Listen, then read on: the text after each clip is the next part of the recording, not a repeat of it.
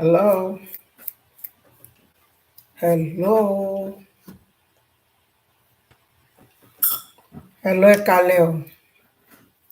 Welcome to Escalages TV. Hello. Good night. Good morning. Good evening. According to your time. Kaleo. Hello. Hello. Hello. Hello. Hello. Hello. Yeah. Kaleo. Good night. Good evening. Aile Lupon Baba mi. Kaleo. Kaleo. Ẹ káalẹ́ káàbọ̀ sórí ìṣẹ̀dá ayé ìṣẹ̀dá ẹni o ẹ káàbọ̀ sórí Escalages TV one more time. Thank you. Thank you. Thank you. Thank you. Yeah, please, justice for Mohbad. Justice for Mohbad. Justice, justice, justice for Mohbad. Please help me write it there. Bẹ́ ṣe ń wọlé ẹ máa bá mi kọ síbẹ̀. Mo kí yín ẹ káalẹ́ ọmọlára ẹ fún yebo. Ìyá mi ilẹ̀ mo wà o. Long time wo. Yeah. Awólọ́wọ̀ bàbá mi mo kí yín ẹ ṣeun. Justice for Mohbad. Justice for Mohbad. Justice for Mohbad. Gbogbo wa ò ní sọmọ nù. Àní ṣòfò ọmọ. Àní ṣàṣedànù. Lórí ọmọ àní sunkún. Àní rí dààmú. N tó máa jù wá lọ ò ní bá wa. Nàìjíríà ò ní ṣẹlẹ̀ sẹ́nì kọ̀ọ̀kan wa láṣẹ Elédùmarè. Nàìjíríà ò ní ṣẹlẹ̀ sí gbogbo wa. Ọlá ò ní pẹ̀kun mo kí yín ẹ káalẹ́. Èrè lọmọ ọlọ́jà ń jẹ, èrè la màmá jẹ. Iṣẹ́ ta fòórọ̀ ta fọ̀sán ṣe lórí ọmọ. Àlẹ́falẹ́ sunkún lórí ẹ̀ lágbára Elédùmarè. Ànífalẹ́ sunkún lórí ẹ̀. Gbogbo aṣọ ìdùnnú tí ọmọ máa dàbò wá, ayé ò ní tójú wa yá mọ́ wa lára lágbára Elédùmarè. Ó kéré ó tóbi, ìbànújẹ́ kò ní yálé mi àti yín láṣẹ ọba òkè. Gbogbo àwọn ọmọ yẹn wọ́n máa dá báyìí, wọ́n máa dàgbà, wọ́n máa dògbó, wọ́n máa dògbó akíká. Iṣẹ́ ọmọ àjọ jiná fún gbogbo wa jẹ lágbára Elédùmarè. Ayé ò ní fi wá ṣàríkọ́gbọ́n aburú, ayé ò ní tàn wá lọ́mọ pa. Ẹgbẹ́ ayé ò ní gbọmọ lọ́wọ́ wa, tọrún àkọ́ sí wa lọ́wọ́ láṣẹ ọba òkè. A ò ní lójú ẹkún, àní lẹ́rẹ̀kẹ́ òṣè. Ọdún yìí ń lọ sópin, kò ní dèmi àti yín mẹ́rù lọ tọmọtọmọ o. Lágbára Elédùmarè, àní ṣèyàn bá rìn, àní fọ̀tá ṣọ̀rẹ́, àní fọ̀tá ṣọ̀rẹ́, àní tẹ́nítìkà. Porogodo ayé ò nílùú fún wájú. Justice for Mohbad. Justice for Mohbad. Ṣé mo pé Ọlọ́run kò ṣàánú mi. Fídíò kan ni mo rí, ó ti ń go viral látànà táwọn èèyàn ti rí, but mo jẹ́ èèyàn kan tẹ́ pé mi ì tiẹ̀ ní sọ wọn kan because mo kàn mọ̀ pé ọ̀nà pọ̀, Olúwa kó fi gbogbo wa mọ̀nà ni. So nǹkan tí máa ń ṣe ni máa ń kọjú mọ́. Tí bá lẹ́sìtì ni máa lọ sórí kíní máa lọ kà àwọn nǹkan. Ìyá mi Mojísọ́lá Ahmed mo kí yín mà ni máa ń lọ káàkiri. Justice for Mohbad. Lánàá mo ṣe show kan, mo dárúkọ gómìnà wa Sanwolu. Ibẹ̀ yẹn gan lẹ̀rù tí máa ń ba èmi náà because màá lọ mẹ́nu bá àwọn nǹkan míì jọ míì. Ọlọ́run kó ṣàánú mi o. And ìgbà tí máa padà rí kíní yìí, mo wò pé wow, ẹ̀mí kan ni Ọlọ́run, ẹ̀mí kan ni Ọlọ́run. And for gbogbo abiyamọ nílé ayé kò sí abiyamọ tó bá jẹ́ abiyamọ tòótọ́, ibì kan náà ni gbogbo wa máa sùn la máa kọrí sí. Ọ̀rọ̀ ọmọ là ń sọ, kò sí ẹwọ́wọ́ ta fi ń mọ̀jà, bákan náà la ṣe mu, bákan náà la ṣe mu wáwájú, ibì kan náà là ń parí ẹ̀ sí. N tó ń pè lábíamọ nìyẹn. Abiyamọ tó bá jẹ́ abiyamọ òdì tí ìṣàbíamọ òótọ́, òun lọ́wọ́ ìfúnjẹ ẹ̀ máa ń yàtọ̀. Abiyamọ tòótọ́, ọwọ́ ìfúnjà wa kì í yàtọ̀ síra wa. A ò ní fojú sunkún wọn láṣẹ Elédùmarè. Gbogbo wa la máa jèrè ọmọ. Justice for Mohbad. Gómìnà Sanwolu. Ṣé mo pé o tọrọ ọmọ ìyá àsọkúsọ ni ara máa ń kọ, ó ṣòro sọ. Ṣé mo pé oníṣẹ̀ṣe ni mí, àwọn èèyàn máa ń sọ pé ìwọ tó ń lọlé má sọ̀rọ̀ àwọn ìjọba o, má dá sọ̀rọ̀ ìjọba. Tá bá sá fún èèyàn, tá bá ṣẹ lọ́hùn, ìjọ tó èèyàn bá tiẹ̀ wá pa wá gangan, ta ló wá fẹ́ gbà wá? Àbíjọ́ tàdá bá tiẹ̀ ń lé ẹ̀mí wa tán bàbá wa, ta ló gbà wá? Elédùmarè yẹn ni. Kí gbogbo wa sọ nítorí gbogbo alájọ wà nínú ẹ̀. Ó jọ ń ṣe wá ni. ó ṣe bàbá Mohbad àti ìyá Mohbad lásìkò yìí, Olúwa ò ní jẹ́ ó ṣe gbogbo wa. À ń gbàládùá ni, ṣùgbọ́n ta ló máa ráṣọ? Ta lẹ̀yin bá rìn, ta lèmi bá rìn, ta làwọn ọmọ wa súnmọ́, ta làwọn ọmọ tí yín súnmọ́, ta lọ̀rẹ́ wa, ta ló fẹ́ wa? Àwọ̀ fẹ́lẹ́ bonú òjá àríkún àṣebí, èèrà ọ̀fẹ́ pòròpórò dénú. Ọmọ aráyé burú, ayé ìkà là ń gbésẹ̀. Nígbà púpọ̀ àwọn nǹkan kan wà tó máa ń jagbára ẹ̀dá lọ, ṣùgbọ́n ó ní í ṣe lórí èrò ọkàn ẹ̀dá fúnra ara yàn. Èrò ọkàn wo làwọn ẹni àwọn tó jù wá lọ yìí fi ń ṣèjọba wa?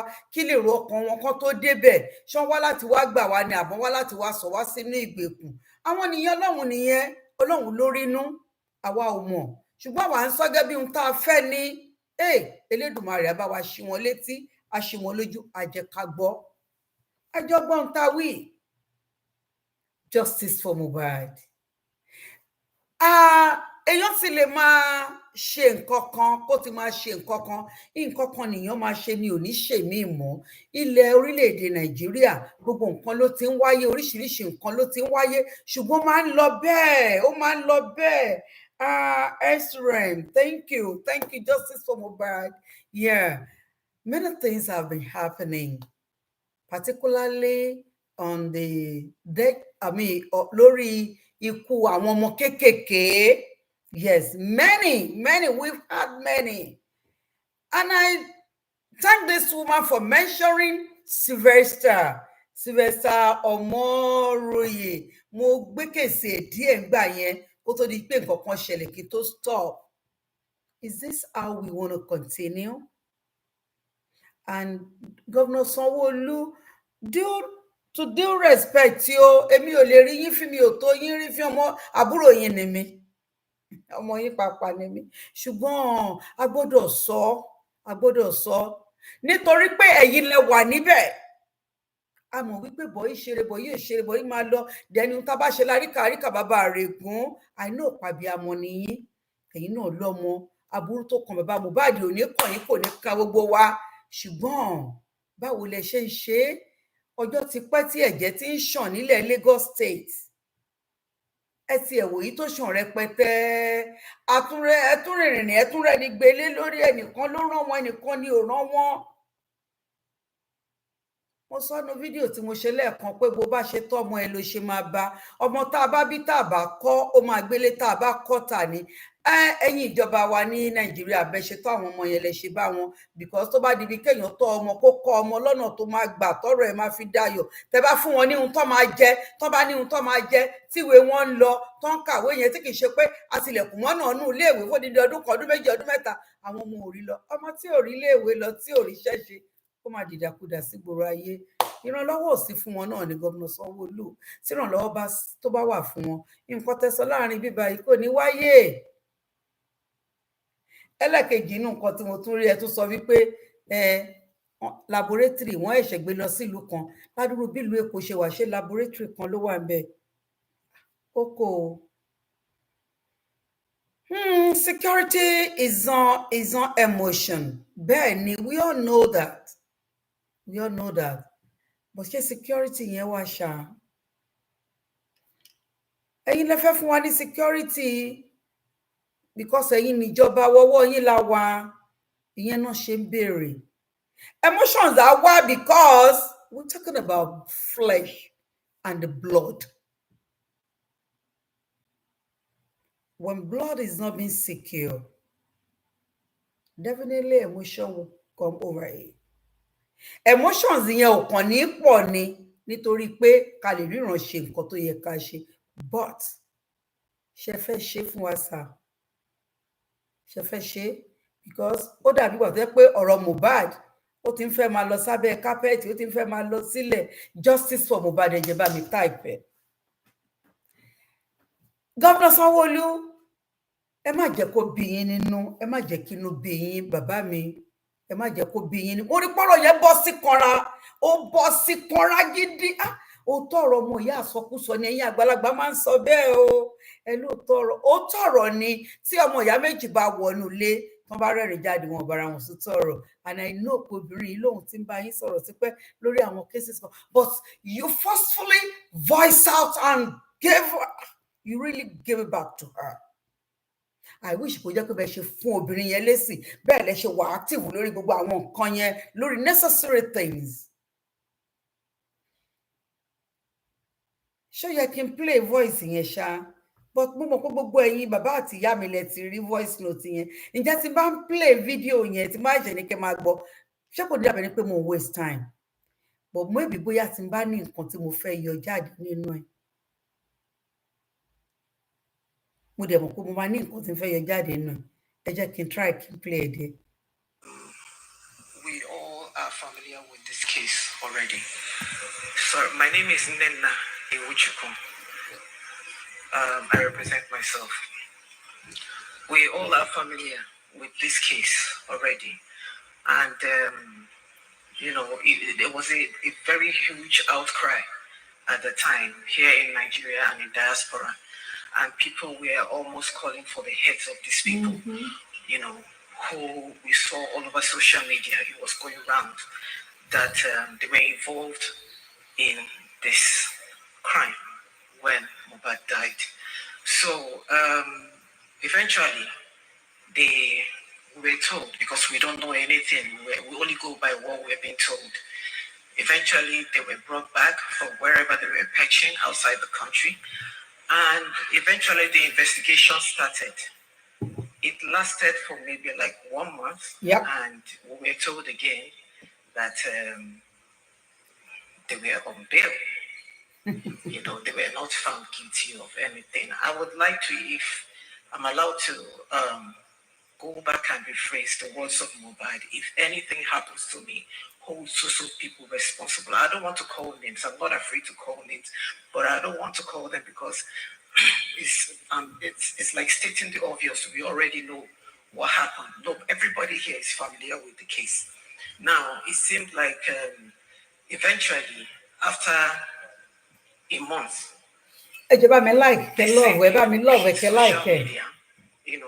flaunting themselves, holding their phones, saying things like I don't know what that means. I'm Igbo, but for me, what I understand is that is a way of bragging.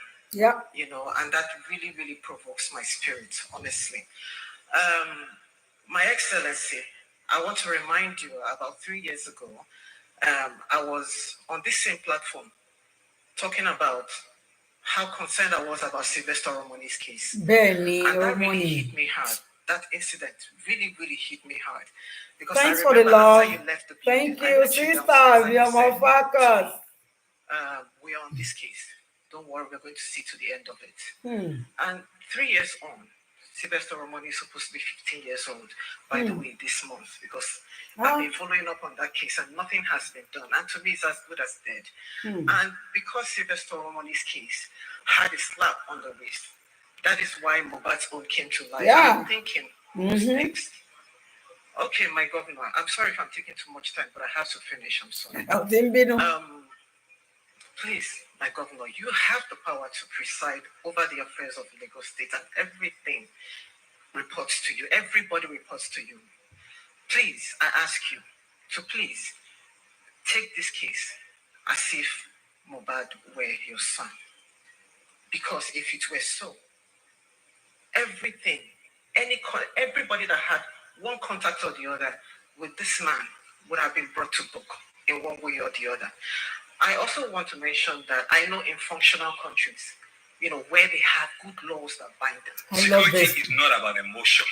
It's serious business. I can remember I met you 3 years ago, like you said, there's no emotion. I'm standing in front of you, there's no emotion. It's not emotional, it's real. Now,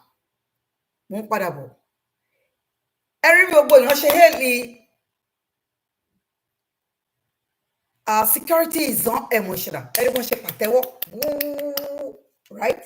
But see, nǹkan tóbìnrin yẹn ń béèrè yẹn kò ní mínì sí wọn lójú mi. Everybody were quiet, trying to listen. Nobody ever said, yes, we want to. Though they would not interrupted her, right? Governor Sanwolu, she's just asking a question. And begging to do the right thing and the needful at the right time. There is no point of giving Archie answer, because it's just like if you can jump up, like you flip up from your seat, like emotion is not security, Governor Sanwolu. Emotion is not security, but you've not been doing good, sir. Sorry, sir. Sylvester, everybody cried out and we cried loud. What is the outcome? What have you done, sir? Nothing. So I will have the other lady tí wọ́n bá sùn tán tún lọ pa nínú mọ́tò tẹ́ dálẹ̀ BRT. Governor Sanwolu àgbọ̀n kankan. If all this have been taken care of, it's possible kí ti Mohbad máa wáyé, because somehow, somewhere, some people might be they might be scared of harming other people. They use their mouth, their weapon, they use everything they get to make sure they see the end of Mohbad. Governor Sanwolu, your first time, a lot of things happen. Here is the second time. Now again, Mohbad. Gbogbo àwọn èyí tó ti lọ. Gbogbo ìlú tó dìde ń sìn lórí ọ̀rọ̀ Mohbad, wọ́n létí, wọ́n lójú. Governor Sanwolu, without even telling you nothing about Mohbad or asking you any question or telling you what to do or what should be done, fúnra yóò yẹ pé mọ̀ pé ó kú Mohbad already àti dá ìyálàyà gbangba wàhálà sílẹ̀ nílùú Nàìjíríà yìí, nítorí pé ọ̀pọ̀ ojú ló ń wò yìí, wọ́n dẹ̀ ready láti jà fún orí kan. Ẹ mọ iye orí tó ti sọnù ní àsìkò yín, ṣùgbọ́n ẹyọ kan yìí ó wá ń da ìgbà orí láàmú, ọgọ̀lérúgba orí gan ló ń dà láàmú. Kí lẹ̀ ń bò? Kí ló wá ń di ọ̀rọ̀ Mohbad? Ilé ẹjọ́ ń pajúdé bí ẹ̀mẹ́ta lórí ẹ̀. Wọ́n náà wọ́n strike lẹ́ẹ̀kejì, kò dẹ̀ tún wá ṣe ilé ẹjọ́ pé ẹ kàn sì gbọ́ ẹjọ́. Wọ́n ìgbọ́ débì kan, wọ́n náà wọ́n strike. Ẹ̀kejì, wọ́n ní kinní kan. Ẹ̀kẹta kọ́ ni ẹjọ́ tó yá ti bá rántí, ṣàkejì kọ́ ni abẹ kẹta. Tán máa lọ sí court, tán tún cancel ẹ̀. Governor Sanwolu, ṣó yẹ kó rí bẹ́ẹ̀? The right question ló bẹ̀rẹ̀ yẹn. If Mohbad were your son, I know many of us will be afraid to ask you this. Many of us will be afraid to say things about it or to talk about it, because the people that were connected with this case, they're very powerful people. And, well, we could say, maybe we should say that àwọn ọmọ yín olóṣèlú tó ń tẹ àmì àbí bóyá mi ò mọ̀, bóyá mo sọ dáadáa kò tí ẹ yé mi, ṣùgbọ́n síbẹ̀ tó bá jẹ́ pé ìkan nínú yín, Dr. Sanwolu, tó bá jẹ́ ẹ̀yin lẹ bí Mohbad, àrà tẹ máa ti dá ti kọjá abẹ́ ìlérú àti sùgẹ́ni tí ò rà àti sọ gbogbo ẹni tí ò ṣẹ̀, gbogbo ẹni tó wà lẹ́nu ọ̀nà lé ìyá ẹ̀gbọ́n lásìkò yẹn, wọ́n á ti gbé wọn, wọ́n á ti kó wọn. So question tó béèrè yìí béèrè kó fajá, ìbéèrè ládé kan bí ó béèrè ọ̀rọ̀ ni ó fẹ́ kẹ́ ṣàlàyé ni, because ó ti ṣẹ̀ ń pẹ́ jù. Ẹjọ́ ṣoṣù mẹ́rin ò ti ń lọ lù báyìí. Tí mi bá pẹ́ńlẹ̀, èṣìkéṣì kọ́nà ló máa bù, nítorí kó má dà bẹ́ẹ̀ ni wọ́n ṣe ń rán yín létí. Kì í ṣe pọ́bìrì yẹn bá yín jà, kó mí ní hàn, ṣùgbọ́n nítorí pé security tẹ mention nìyẹn tó bá wà, emotion nìkan kan tiẹ̀ ní sí rárá. But for the fact that there is no security, that's why people get into emotion. Lack of security brings emotions to people's eye. And if care is not taken, Governor Sanwolu, But for the fact that all mothers are coming out to ask for justice on Mohbad, because we don't want all this to continue repeating themselves again. We don't want to be seeing all this. We don't want to bury any child anymore. We just want you to put yourself in our shoe. And before I continue, níbi tọ́rọ̀ náà ti dùn mọ́ mi gangan, ẹ máa gbọ́ nsìn. Tó bá jẹ́ ọ̀rọ̀ orí, ó bá tẹsẹ̀ dọ́gba, ẹ jọ̀ọ́. People get killed, people get named. We see it every day. I don't go to bed until 5 a.m. 3 days ago, I was just complaining. Governor Sanwolu. Sorry, sir. Ẹ má bínú, sir. You can't go to bed. If you really want to go to bed and lay down on your bed and relax comfortably without being disturbed, you shouldn't have come out the second time. Because you know what happened in the first time. You should know how you handle it. And you know how everything goes down there, right? So, anybody fẹ́ sùn tó bá fẹ́ họrun, kò lọ́jọ́ iṣẹ́ sójà. Ẹni máa sùn tó máa họrun, kò ní jọ́ iṣẹ́ sójà. Torí gbàkigbà náà lè pè pé ó yá kọ́mbàtì, ojú ogun yá. Bẹ́ẹ̀ ni, oorun ò sùn fẹ́ni tó sùn létí omi. Torí jí omi lè jà at any time. Governor Sanwolu, if truly you accept we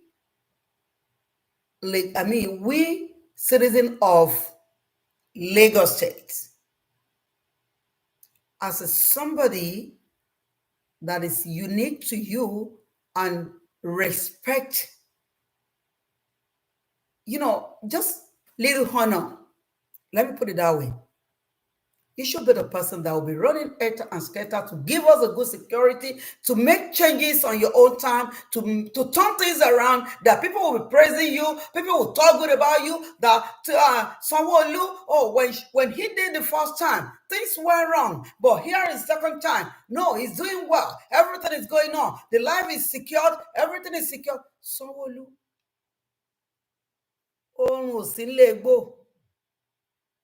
But you should know that.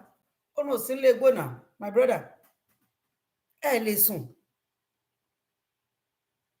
Nítorí pé gbogbo ohun tẹ́ gbìn tani.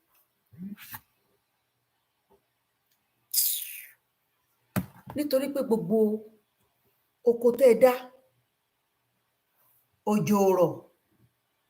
Dẹ̀ wá bẹ́ ṣe máa tí bẹ́ ṣe máa wọ́n mi sí. Báwo ni ilá yín ò ṣe ní kó?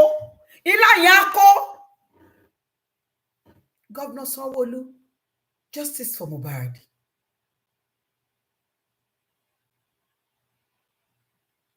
I've never seen a country like Nigeria, even though there are some countries that is, I don't know, would I say they were worse than Nigeria?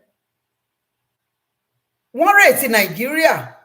Wọ́n rate àwọn ìlú míì. Nigeria ló ń lọ sísàlẹ̀ sí. Governor Sanwolu.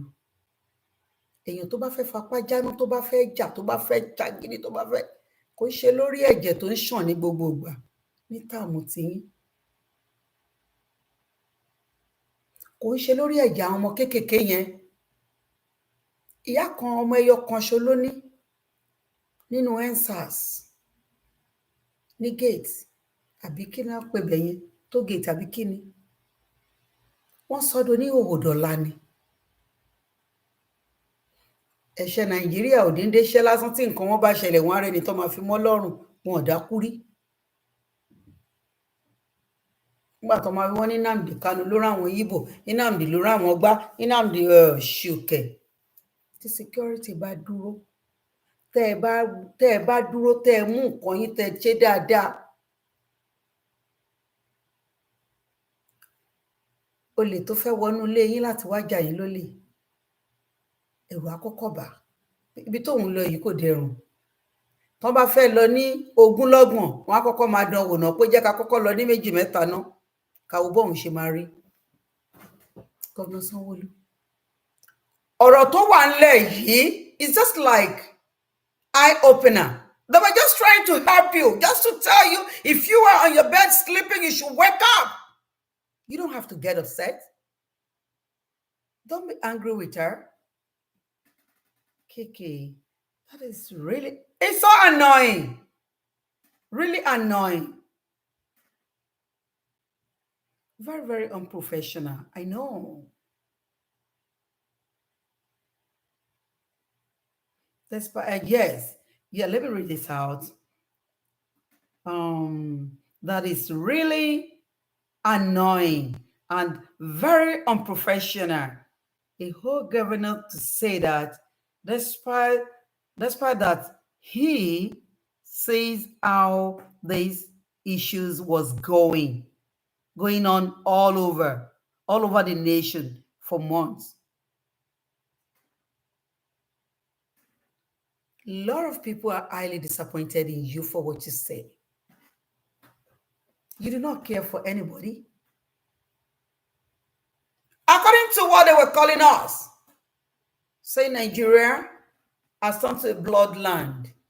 Nigeria do not value life. Do we? Do we? I don't think so. We don't embrace good things in Nigeria. Always when things go negative, that is where you see people coming out and you see, do you know how many years Moh'S have been going round and round and cry for help? At last, Moh'S wrote a petition to the police. What have they done? Nothing. They ignore just because of the names that he wrote there. Nothing was done. Nínú ìlú tí mo gbé yìí, tẹ́ bá ṣe nǹkan kan tí ò ní nǹkan kan, ẹ kọ́kọ́ mú lọ sínú kí náà ti ń pè máa rántí àwọn tá máa kọ́kọ́ lọ kí náà ti ń pè àdúgbò ẹ̀ ló máa kọ́kọ́ lọ mú bá láti ibẹ̀ wọ́n máa take up ní lọ́wọ́ kan náà nítorí wọ́n fẹ́ kí táìmù wọn bàjẹ́, wọ́n fẹ́ kórúkọ wọn bàjẹ́, wọ́n máa take up lẹ́sẹ̀kẹsẹ̀ ni. Kò síbi tá a lè gbọ́rọ̀ lọ bí ìgbà tá tún lọ fi ọ̀rọ̀ wa lọ kà ní. Governor Sanwolu. 45 you say you do not sleep. Oorun ò sí lẹ́gbọ́. Kò sí tó jẹ oorun lójú yín. Oorun báwo? Tẹ́ bá ṣe kíní lọ́wọ́ gan tó bá kan gbogbogbò kẹ́ yọ ni. Torí ẹ̀yin lẹ́lẹ́ lè ṣe. Ẹ ṣe lákọ̀ọ́kọ́ ẹ rí ṣe. Ẹ dẹ̀ tún lè fẹ́ lọ lẹ́lẹ́kejì. Tí ìbá wá ṣe pé mo fẹ́ orúkọ mi ni pé mo jẹ gómìnà lẹ́ẹ̀mejì, but ẹ̀mí ń ṣòfò, àwọn ẹ̀mí ń sọnù, àwọn ẹ̀mí àwọn ọmọ ògo ọlá ó ń sọnù. You don't have to be upset about her. I mean, it's like just like someone grouching like, what the heck? I continue. They had the crash of a vehicle, of a lorry that crashed into the. Nobody needs to video me, please. Emma Sondna. I'm joking here. Emma Sondna. Your Excellency, sir. Your Excellency. It might be a lorry crash. Lorry a crash.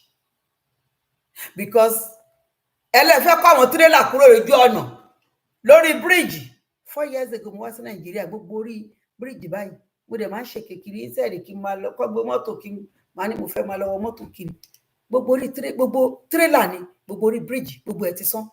Bàbá tó bọ́ sínú omi tó lọ sọ̀rọ̀ ẹ̀ sómi, if the bridge were still strong and good, they can rescue that man for jumping into the lagoon.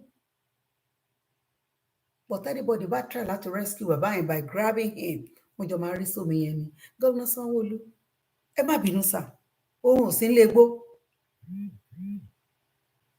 Yes, lorry. Whatever that happened in Lagos State, we should ask you. Of course, you're responsible for it. Not because of anything, because you are the governor.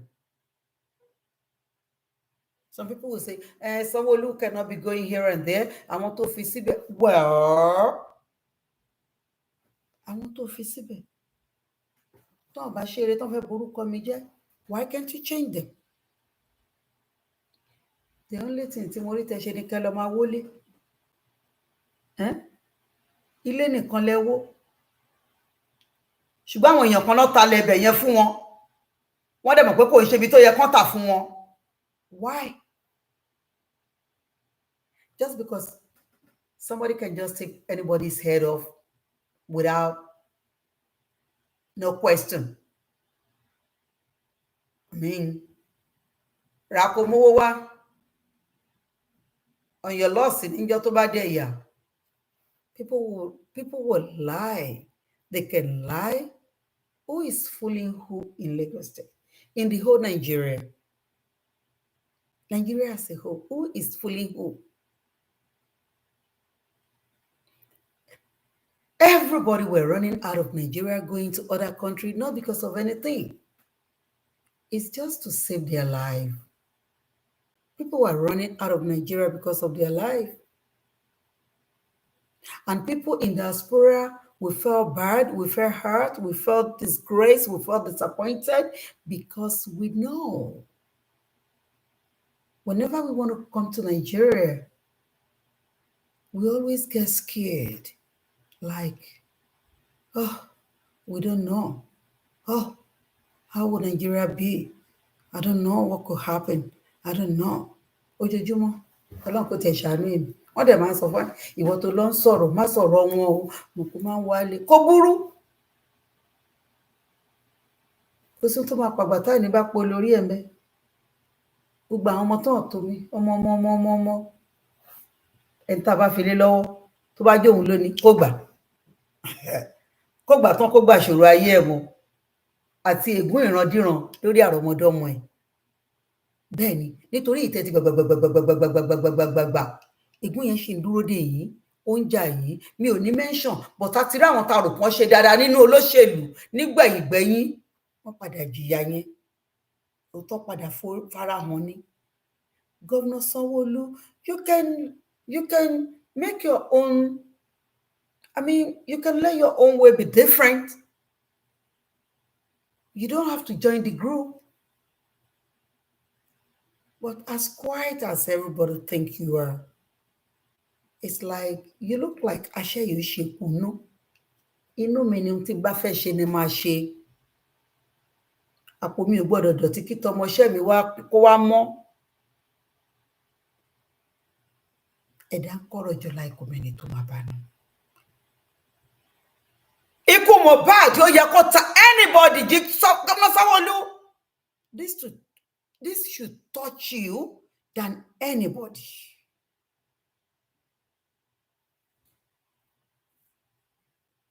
Yes. À ń sọ̀rọ̀ ọmọ. Ẹ̀ ń sọ̀rọ̀ lorry. Lorry down. You people neglect where the lorry will pass by. You neglected every area. So, kí ni ká ṣe sí? One video yìí. Wọ́n bá fídíò yìí kí àwọn náà tó ṣe fẹ́ rówó jẹun. Àbí? Ọ̀nà tó fi ń jẹun náà nìyí. So there is nothing to get upset about. There is nothing to start grouching on, get angry with the questions she asks you. Someone come to you 3 years ago and talk to you. Now you're replying, you're repeating what she said to you 3 years ago, that security is not emotion. Isn't that true? It's true. But fún ìlú tó bá mọ nǹkan tán gbé dání tán dẹ̀ nífẹ̀ẹ́ ìlú, fún àwọn tó máa pòwe yẹn máa jẹ́bi tí àwọn tó nífẹ̀ẹ́ àwọn tó wà nínú ìlú ẹ̀ tán tí ẹ̀mí àwọn tó wà nínú ìlú yẹn jọ wọ́n lójú.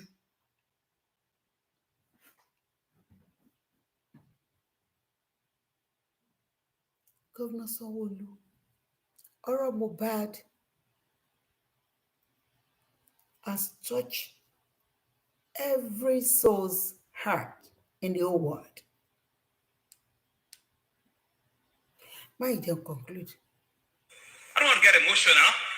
Get into it. No. I don't want to get into emotional yet. Kò ní meaning.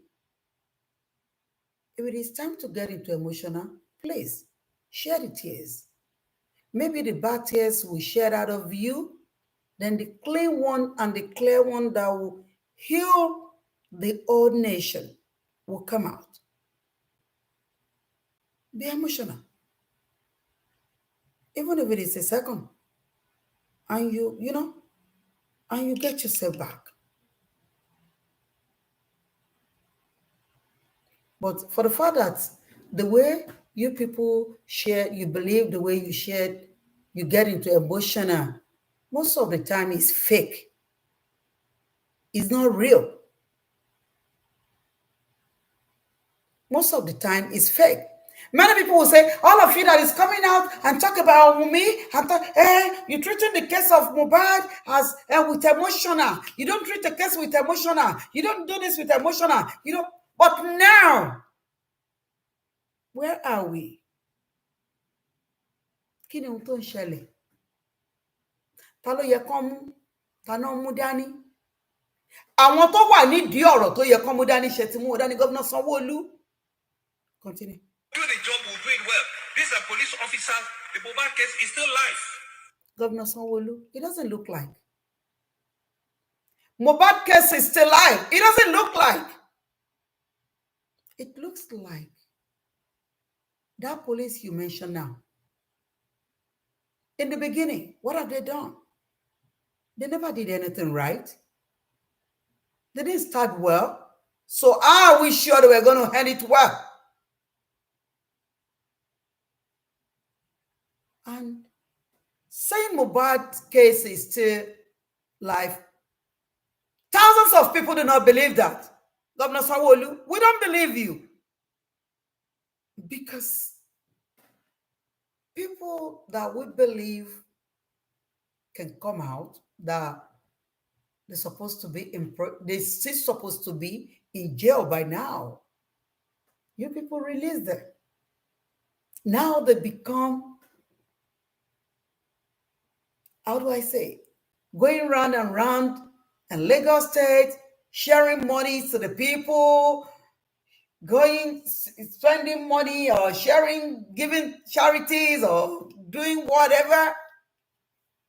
Even coming out and walk boldly like Kosimto Feshele, all station cleared, no case. Governor Sanwolu, you heard that point. All station cleared, no case. You mentioning police. Who is police? What have they done right? Police, I beg, sir. That police you just mentioned now. Oh, because they are police. And police work for governor. So whatever they said, they have to collide and decide on their own that, okay, yeah, do it. Okay, now I get it. The police have to go with a direction just to make things simple. Like, you know what? They'll forget about it soon as, nobody's going to forget about Moh'S. Justice for Moh'S. Justice for Moh'S. Nobody's going to forget about Moh'S. Unless, even after justice, I don't think we can forget about Moh'S. It's very hard to forget about him. This is a story that can never be deleted. Nobody can erase the history. Moh'S case has become a history because we've had a lot of writers that are writing the story down now. We've had a lot of movie stars compiling their stories together. They want to talk about it. We've had a lot of people from different countries that they want to write stories about Moh'S case. Ikú òde pa gbogbo wa, àrọ́mọdọ́mọdọ́mọdọ́mọ wa, ó máa bá ìtàn ọ̀rọ̀ Moh'S lẹ̀. Governor Sanwolu, it's not a joke. Treating it, we had to take the forensic out. The forensic that we built, that is the best in sub-Saharan Africa, was burned down during EndSARS. Governor Sanwolu, just listen to yourself. The forensic that you built, that is the best in the Africa, they burn it down. What have you done to protect that? Something should have done to protect that.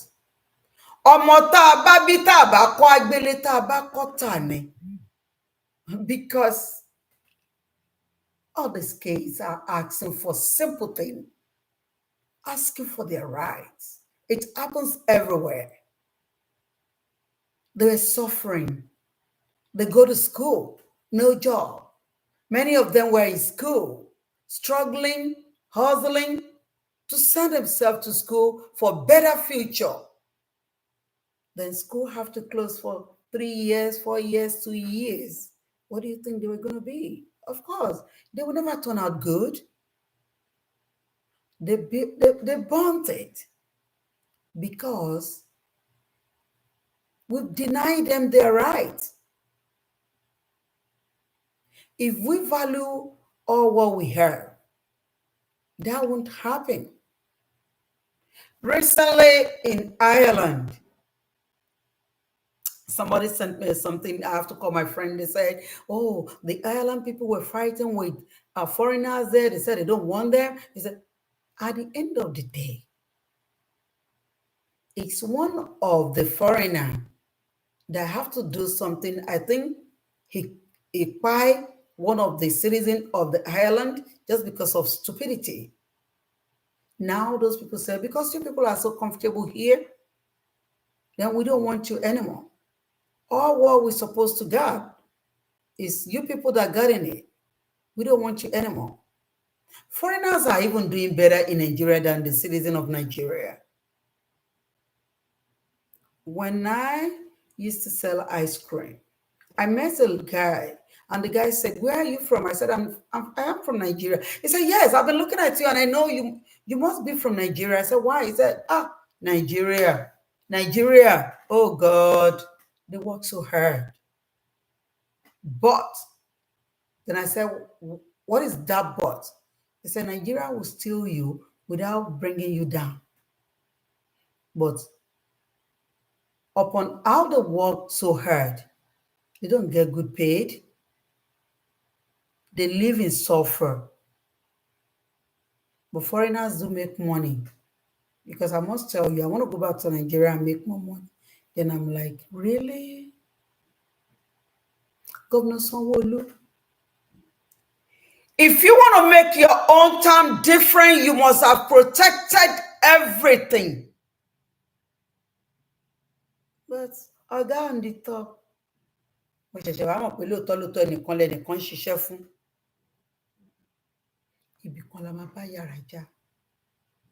on Moh'S case,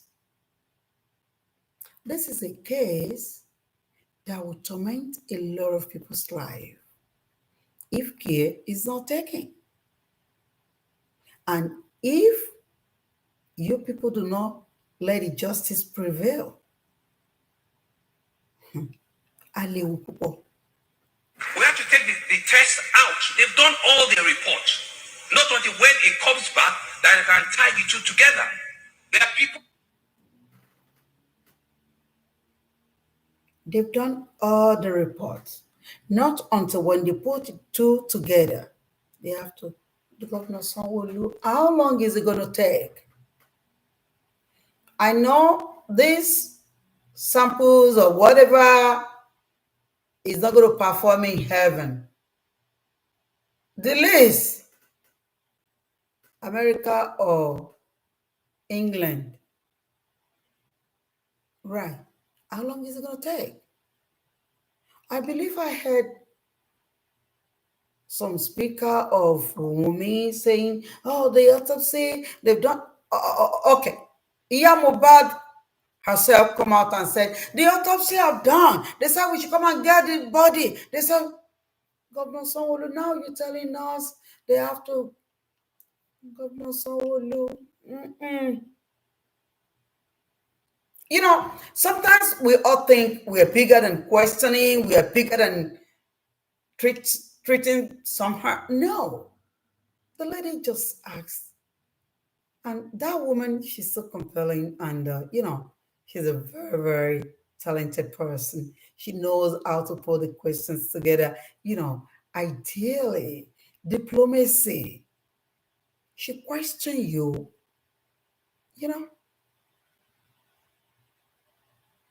but for the fact that that goes wrong in your system, sir. Sorry, sir. Am I being, sir?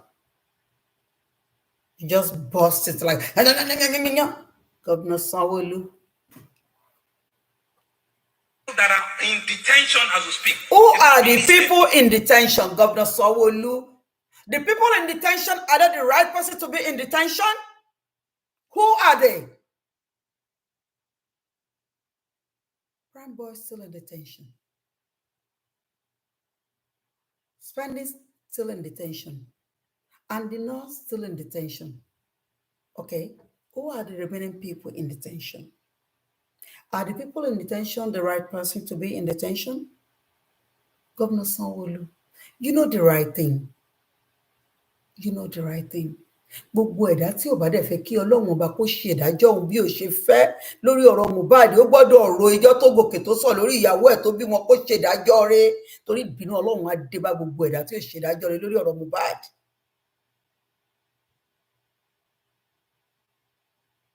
Now, Governor Sanwolu, Your Excellency, sir, ẹ má bínú, sir. Why is Prime Boy still in detention? What is Spending doing in detention? Well, even the nurse. Because ẹgbà pé yẹn fi ignorance àti stupidity àti greediness ẹ̀ ló kó bá. But still, the people that torment this boy, threaten his life, they were out there, jumping up and down, to the level they were even suing each other. Can you imagine? What a country. A lot of countries are more disappointed about Nigeria now. Governor Sanwolu,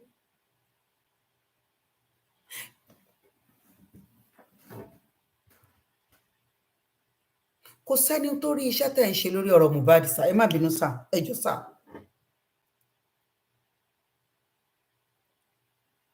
Tọ́ba ló fẹ́ kọ̀yàn. Wèrè tó kọ́ ọrùn Mohbad sínú pósí, dàrú ṣàǹkọ́.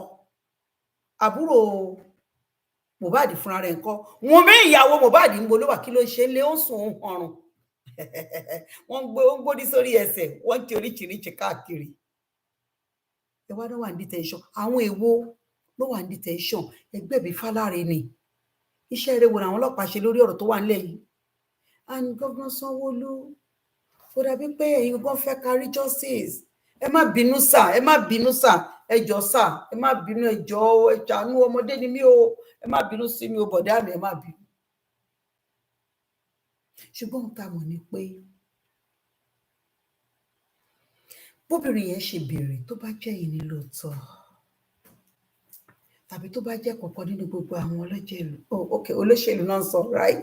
Ẹ má bínú, mo ti gbàgbé mímọ̀ pé definitely Wunmi will definitely get another man, but Mohbad cannot get anybody anymore. Wunmi will remain in ẹ má jẹ́ kí n sọ nǹkankan o, but we can't see Mohbad anymore. Mohbad is not coming back. Governor Sanwolu, think about that. If anybody question you on Mohbad case, you have to calm down and answer them with manners, sir. Ẹ má bínú, sir. Ẹ má bínú, sir. Kì í ṣe pé kẹ́ máa wá máa gbó bí ajá ṣìwáwá. Ẹ má bínú, sir. Ẹ jọ̀ọ́, sir. Ọlọ́run ọba o. Mo wíṣì kó jẹ́ mo ti darúgbó tí mi ní lọ Nàìjíríà mọ́.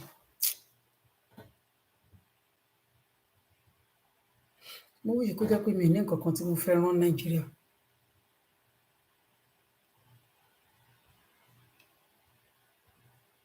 Ẹ jẹ́ kó fìbí kankan wọ̀nyàn. Ẹ jẹ́ kéèyàn lè fọwọ́ sọ̀yà bí tó ti wá. nítorí pé a lè mú èèyàn dání kálá mú bọ̀ ní Nàìjíríà. Wọ́n kọ́kọ́ bi ẹni pé Nigeria, that is even an embarrassment to the woman, and of course.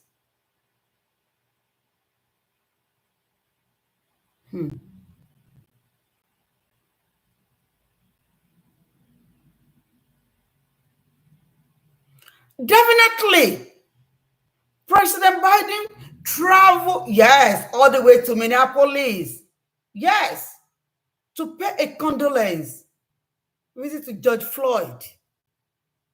What has the president done? I don't even know. It's like our president in Nigeria ò gbọ́ pé nǹkan kan ṣẹlẹ̀. Wọ́n ò gbọ́ nítorí wọn ò sí nílé, right? Ẹ má bínú ṣe wọn pé mi ìgbélé. But tó dà kí wọ́n sọ pé president ò sí nílé, wọn ò gbọ́ nǹkan kan. Wọn ò mọ̀ pé èèyàn kankan kú. And you, governor. Anyway, don't let me say much. Governor Sanwolu, nothing was done right on Moh'S case. Nothing had ever done right. Nothing. And the way billions of people, because the whole world is watching. Everybody don't condemn cottage. Ever been sir. Class in the Lagos State. Do Lagos State have governor? Mola ni governor. Only no, where me ongbele, me mo. We shall not pony Sanwolu ni governor wa, right? So Governor Sanwolu. Gbogbo nǹkan tá a ní pátápátá a lè náwó sí, a lè rìn káyán, a lè yan fanda nílùú Nàìjíríà, a lè fọwọ́ sọ̀yà fọmọ Nàìjíríà níwà ẹ̀rù máa bà wá, a lè Elédùmarè o tàláṣẹ tó fi rú èyí ṣe wá Ọlọ́run. Nǹkan ńlá ló ń ṣe Nàìjíríà o. Nǹkan ńlá ń ṣe wá. Justice for Moh'S. Nígbà tí Sylvester yẹn, mo believe pé no, Governor Sanwolu ó máa ṣe bẹ́bẹ́, ó máa ṣe ìran parọ́ fúnra. Ìjọ tẹ́ bá ti fi nǹkan ẹyọ kan jófin, ẹ rí pé kíní máa stop. But nítorí pé ọ̀gá on the top ni, and again àwọn tó ń ṣe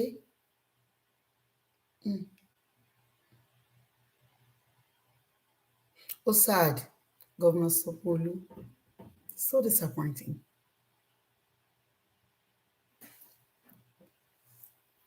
Àsìkò tó yẹ kí wọ́n gbé àwọn ọmọ wá sí court, kàn fẹnu sọ nǹkan tán rí, ẹ tún block, ẹ tún cancel court. Governor Sanwolu. Okay, because you know the reason why they canceled that court, say, right? Okay, that's why you are not talking about it. Okay. That means ẹ mọ̀ púpọ̀ nínú nǹkan tó ń ṣẹlẹ̀. Okay. Ó ti yé mi, ẹ má bínú sá. But ta ló bẹ lọ́hùn kí wọ́n ẹ ṣeun? Ọ̀rọ̀ lọ́hùn àtẹ̀yìn àgbàlẹ̀ máa ń sọ pé gbàtà bá fi yín kà la fi ń san. Bó ṣe eré ni o. Ẹ lá pé bó ṣe eré mi o. Bó ṣe eré. Bẹ́ bá ṣe lẹ̀ ṣe máa bà. Ara yìí tẹ́ ṣe tó dáa, òun náà fi sun forensic house tẹ́lẹ̀ kọ́ yìí. And ẹ má bínú ẹ jọ̀ọ́.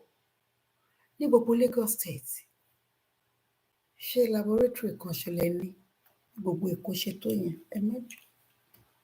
Torí mo lè káyé laboratory tó wà ní Chicago state kan.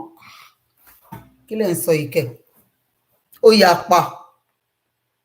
Ó tìtì ó pọ̀ gan. Governor Sanwolu. Gbogbo tax, gbogbo kinní yẹn, láàbù kan ṣo ló wà. Kò síbi tán ti lè ṣe DNA.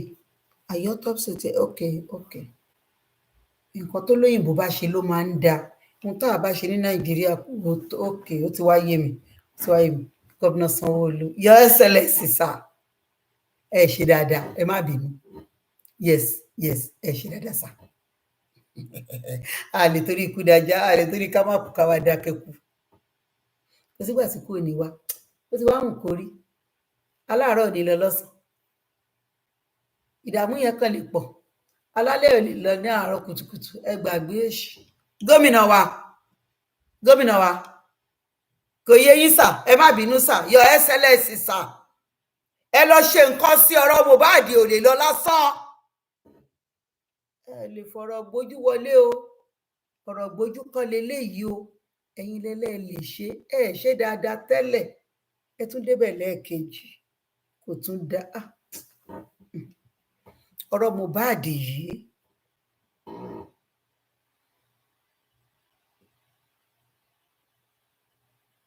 is there no law regarding detaining? I don't think Nigeria have any law regarding to detainee. I don't think so. I don't know the law. I don't know. I know nothing about Nigeria that much because even when I go there, I'm scared because I don't know who is around me. Yeah, I'm always scared. Must tell you the truth. Even though kí n tó wá jókòó sílùú yìí tí n bá travel tó yẹ kí n gba Muritala wọlé màá dẹ̀ bọ́lẹ̀ ní ojú ọ̀nà màá dẹ̀ wọ pléènì á lọ já mi sí ó máa jẹ́ lókà ni máa ń sábà gbà wọlé yeah because ẹ̀rù máa ń bà mí Nàìjíríà máa ń bà mí lẹ́rù gan ó dẹ̀ mọ̀ pé thousands of people ló ń bẹ̀rù Nàìjíríà why níbi Nàìjíríà ṣe dáa tó bó ṣe rẹwà tó bí ọlá oore iyì bó ṣe wà ń lu Nàìjíríà tó ó wá di nǹkan tá à ń sá kíjokíjo ìgbà tí mo kéré tán bá múyàn lọlé tẹsán ó dà pé máa ní 24 hours náà máa fi mú wọn àbí kan náà máa ń tì wọn mọ́bẹ̀ wọ́n gbọ́dọ̀ gbé wọn lọ sí kóòtù níjọ́ kejì now nọ́ọ̀sì wà ń bẹ̀ wọ́n fi prime boy sílẹ̀ wọ́n tuntun gbé ní ìtẹ̀gbọ́ yẹn rí gọ́vnà Sanwolu ṣé bẹ́ẹ̀ ṣe báyé nìyẹn ṣé wọ́n ṣe ń ṣe é nìyẹn àwa ò ní ní ká ìṣe bíyàn ṣùgbọ́n ẹ ṣe dáadáa torí àríṣe láríkà àríkà bàbá rẹ̀ gún ìgbà tá a bá fi yín kànáà fi ń san ó kì í ṣe pé ẹlòyàn ní kù mọ́ ẹ̀dẹ̀ lòyàn pọ́npọ́ ẹ̀sùn ẹ̀wò tẹ́lẹ̀ oorun ò sí nílé gbò ẹ má bínú sà kò sórun nílé gbò yes ẹnìkan yìí sùn létí kun kó tún máa sọ pé òun tẹ̀ra lẹ̀ ṣùkẹ̀ bí ìyá mi bá nawọ́ báyìí bólóró bá nawọ́ ẹ̀ tó bá ṣe gbúra ó gbọ́dọ̀ lọ nìyẹn torí ẹ̀ ní kò sórun nílé gbò ẹ má bínú sà. Precisely Section 35 of the Constitution of the Federal Republic of my wonderful people. I don't know if they follow what you are saying here. Nigeria, do you know the name they calling us? They give us name. They say, oh, that country. Nigeria is a lawless country. Man, ìlú tèmi ni ó ń ṣe lawless country o. Ìlú wa amòfin o, a máa ń tẹ̀lé òfin. Nigeria is a lawless country. Ìlú mi náà wá ń dọ̀tí báyìí. Ṣùgbọ́n kí la fẹ́ sọ? Okay, a person detained for no longer than 48 hours. God bless you. Náà sì ti lóṣù mélòó. Ẹ má bínú.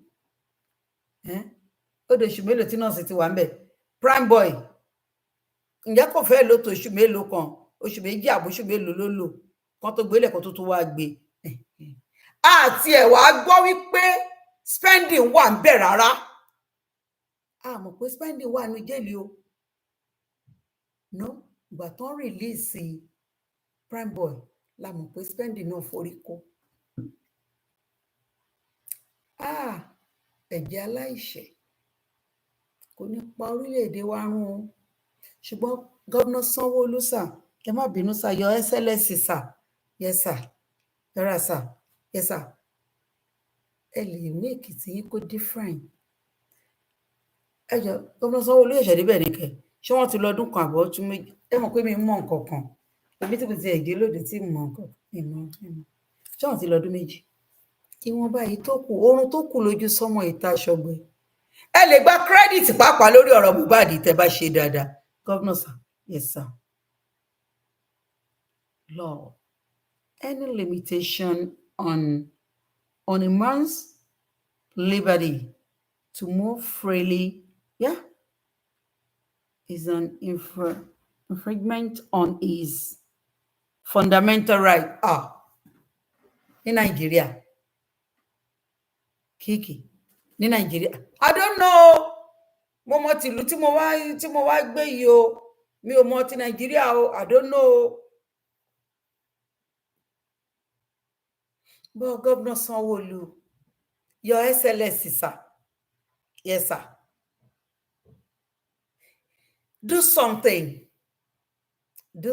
all what you're saying here ẹ má bínú sir kò jọra wọn kò mú làákàyè ó jọ pé ibì kan náà lẹ ṣe ń forí ẹ̀gún lẹsí ẹ tí ì sọ nǹkan tó jọ pé ẹ fẹ́ ṣèrànlọ́wọ́ kankan kò tí ì jọ pé ẹ ṣetán àti ràn dá kankan lọ́wọ́ torí ẹ má wulẹ̀ fapájánú tàbí kẹ máa wá jà kẹ máa wá wọn máa kìbá pé ẹ má ṣe bẹ́ẹ̀ gọ́vnà mi kọ́ ni gọ́vnà torí ṣẹmọ pọ ọmọ Abẹ́òkúta lèmi gọ́vnà Lagos State arókòrè mi ìyẹn rè jẹ́ ń sọ wá ẹ má bínú o kí iṣọ́ mi Èkó òun rè jẹ́ ń sọ bá o gómìnà Èkó rè yín Dàpọ̀ rè gómìnà tèmi àbí kàn ti ṣe ń wí ẹ̀yin Ẹ̀gbá mi ó Dàpọ̀ rè gómìnà tèmi gómìnà Èkó rè Sanwó-Olú ayé yín kò ní yẹ ẹ lẹ. Thank you so much ma. Thank you, God bless you. Yeah. But all I want is justice for Mohbad. And I believe with the power of Almighty Eledumare, Mohbad will get justice.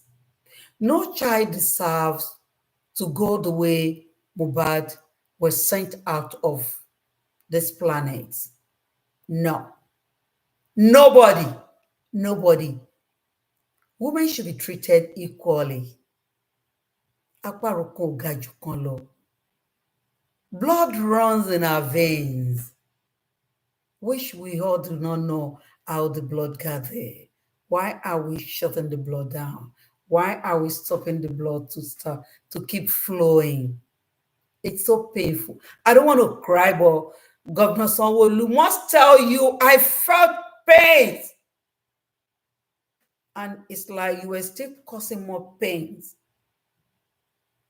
If you not agree with the masses asking you for justice on Mohbad, ẹ̀yin ò ní dá alẹ́yìn.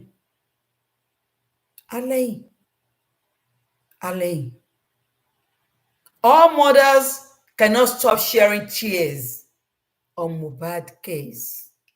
This is so sad. It's so sad. I don't care about what Iya Mohbad did. She doesn't deserve this. No one deserves it.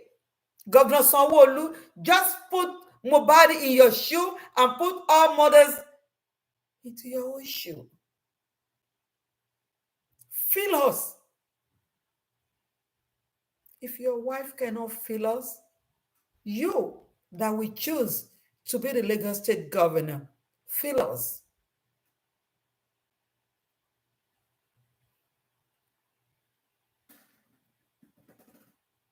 Mohbad, most of the time, I'm not a person that sleeps so deep. When I wake up, I want to check on my phone. It's my friend, it's my partner, it's everything to me. And immediately I saw Mohbad, I will have to just turn it off because I know I will not be able to go back to sleep. Please, justice for Mohbad. Nobody can sweep this under carpet.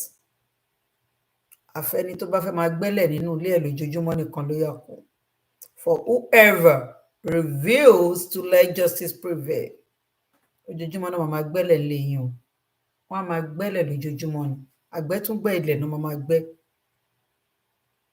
It's so sad. What am I talking? The deed has been done.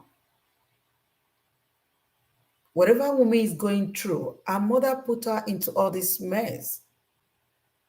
Everything was done by her mother because she is well, if we say a small girl, we're looking at the age, but even though she might be bigger inside because she's been on the street for all her life.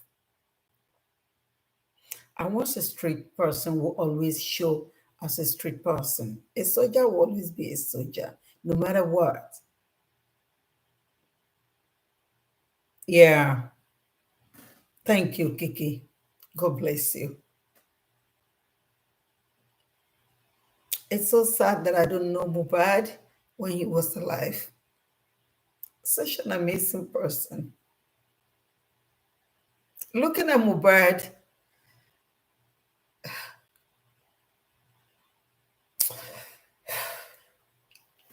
sorry, let me end this show, please. I'll have to end it. I'm sorry.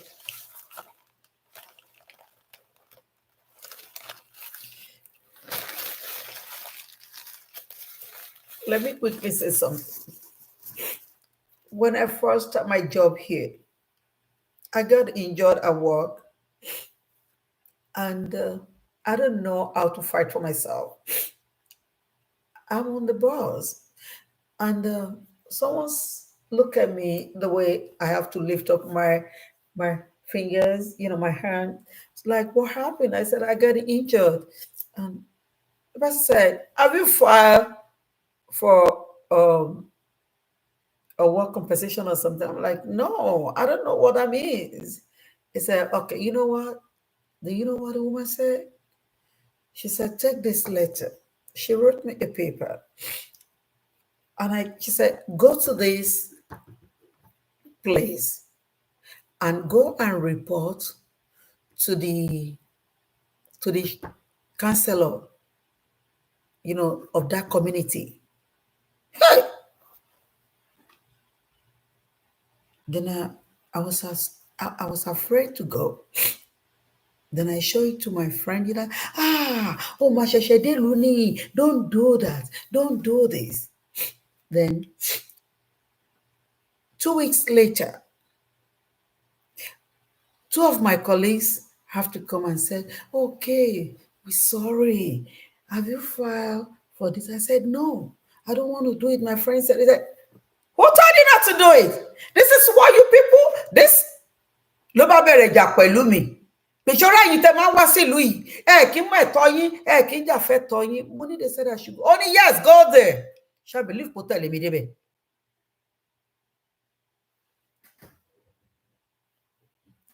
Wọ́n sọ wípé àwọn ará America, they always sue in any single mistake. Yes, tán bá ti wà at fault, they want to sue you. Especially when it comes to life. Yes, they will sue your leg up. We did everything we could, even though I am scared that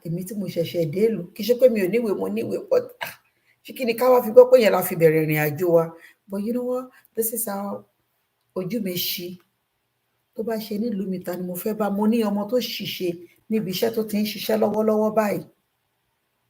Wọ́n ti sọ di ọlọ́wọ́ kan. Wọ́n tún yọ kúrò lẹ́nu iṣẹ́. Wọ́n wá fọgbọ́n tàn sílẹ̀. Oríyọmí mi ní fi ń ṣàwátì láéláé. Alájà Hamzat Oríyọmí. Ò ní dààmú, ò ní jẹ̀kọ̀rọ̀ ní gbogbo ìgbìrìn àjò ayé ẹ̀. Ò ní jẹ̀kọ̀rọ̀, ò ní sọmọnù. Ò ní ṣèṣe, ò ní ṣìjẹ, ò ní ṣìmu. Lágbára Elédùmarè ò ní tẹnugbó bí ọmọ. Brother Muni, you know what? I'm here, but I can't fight for you where you are. Go to Oriyomi. When the boy went to Oriyomi's office, they have to go with him to that company. You know what happened? They start lying. Immediately they look at the people that come with the boy. They start, no, we said we're going to do this. Then the guy said, this is pen and paper. Write everything down and you sign it. Governor Sanwolu, do the needful on Mohbad case.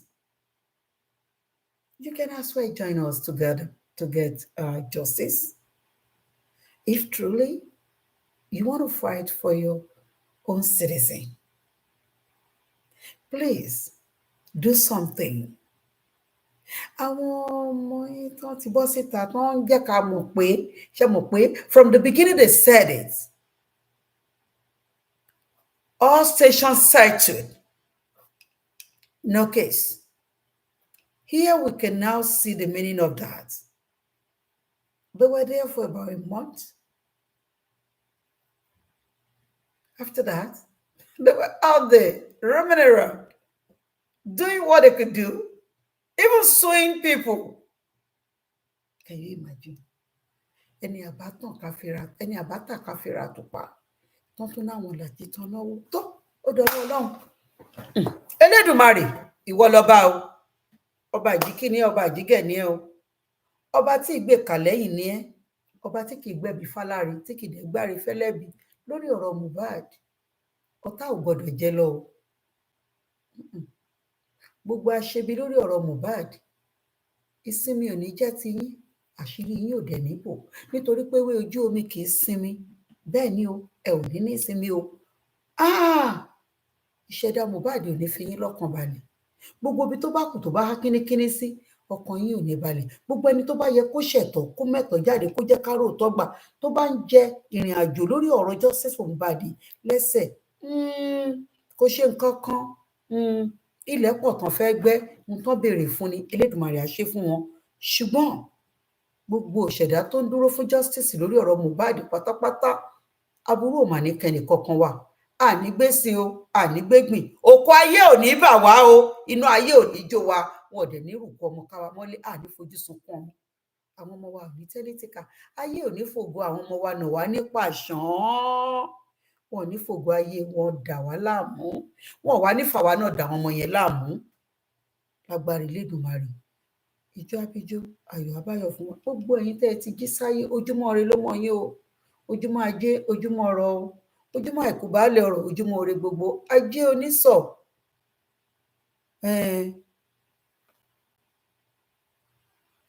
Onísọ̀bòjì. Ajá afilé gbogbo wa ṣe bùgbé o. Àríjẹ, àrímu, àrínú, àrílò o.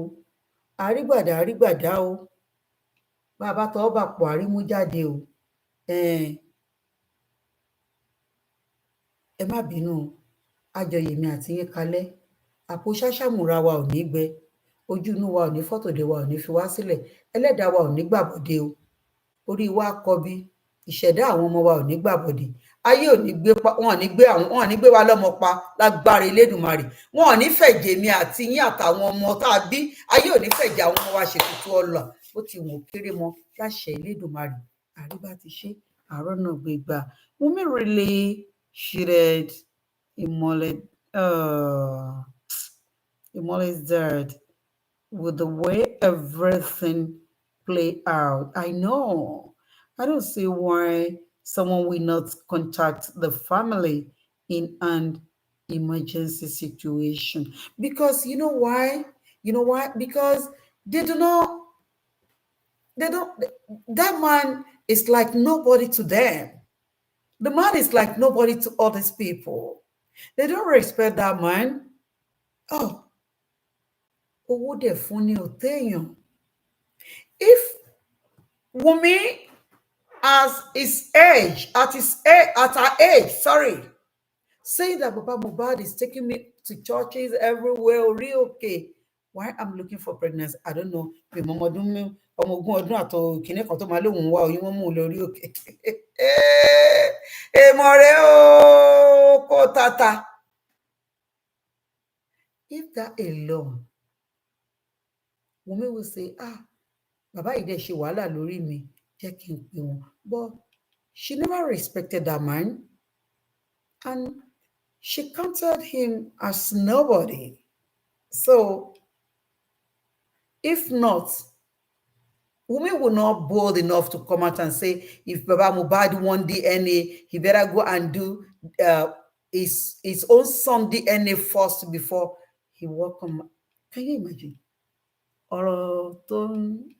Ọ̀rọ̀ lọ́pọlọ tó àbí nígbà tó bá ní kí bàbá ọkọ ẹ lọ ó ti fi hàn pọ́ mọ́ alẹ́ ní ìyá ẹ̀dẹ́ ìjókòó tí ẹlẹ́gbẹ̀ẹ́ anyway gbogbo nǹkan náà ń ṣe àwọn èèyàn wọ́n ṣe ilé ayé wọn di ilé ayé wọn gbàgbé ọ̀run ẹ̀wọ̀n náà bá tiẹ̀ máa fàkókò níṣojú ọmọ kéwú àwọn àgbà sọ bẹ́ẹ̀ ṣùgbọ́n ṣẹ̀dá ó yẹ káyé máa fi ilé ayé kó fi bọ̀run ẹ̀jẹ̀ èmi ò mà ní fáyé mi bọ̀run mi jẹ́ o iṣẹ́ rí ni k'Elédùmarè ká mọ́ mi lọ́wọ́ o kó má fi wàrí jẹ mí níyà o kó má fi wàrí kó má gbà sọnù lọ́wọ́ mi o tó dẹ́ni tó bá lóhun èèyàn rí tó bá wọṣọ rí tó bá yan rí rí ìwọ gan kì í ṣèyàn rí sí bó ṣe fẹ́ jẹ́ tó káṣọ rí wọ̀ tó kan dúdú tó kan tó bá ti bí èèyàn rí rí gbàgbé òṣì ò ń ṣèyàn rí ìwà rí wo ló fẹ́ tẹnu ló fẹ́ wá sọ́wọ́ ẹ ọ̀rọ̀ rí wo ló fẹ́ tẹnu ẹ jáde ṣùgbọ́n èmi tèmi mọ̀ ní pé gbogbo ẹni tó bá lọ́wọ́ nínú kó Mohbad ẹ má bínú bó ṣe máa rí fún yín nìyẹn bó ṣe máa rí nìyẹn ṣé wàá rí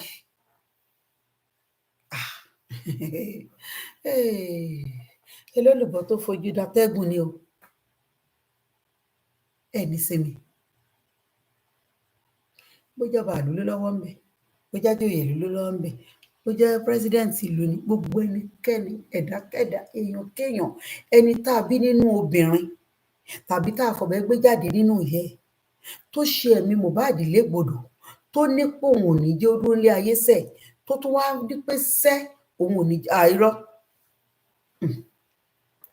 èyí tí mo wí yẹn àrò àárọ̀ ọmọ alábíàmọ kì í ṣépè èmi ò ṣépè ṣùgbọ́n èyí tí mo wí yẹn kárò ọ̀rọ̀ ọmọ kó rí bẹ́ẹ̀ kó ṣe bẹ́ẹ̀ ó fi gbogbo wa nílé lóko nírìn àjò ẹ ṣé mo dúpẹ́ o kò ní burú fún yín ẹ ní dààmú o ẹ ní rí bànújẹ́ gbogbo àwùjọ ní kàn bànújẹ́ àní lójú ẹkùn àní lẹ́rẹ̀kẹ́ ò ṣe o ìjọ abíjọ ayọ̀ abáyọ̀ fún wa ọ̀rọ̀ wa dayọ̀ àní fìkàṣọ rẹ àní tẹ́nítìkà ẹ lajú yín wá ojú inú òun lè jọ fi ń gàgùn ẹ lajú yín wá ẹ lo alójú yìí kẹ wá lo tinú yẹn kẹ jó mọ́lẹ̀ ẹ fi bá àwọn ọmọ yín rìnrìn àjò ẹ má tanra yín ẹ gbọ́ mi ẹ má tanra yín walk around with your children use your inner eye to monitor who is around them where they were going direct them to the right way.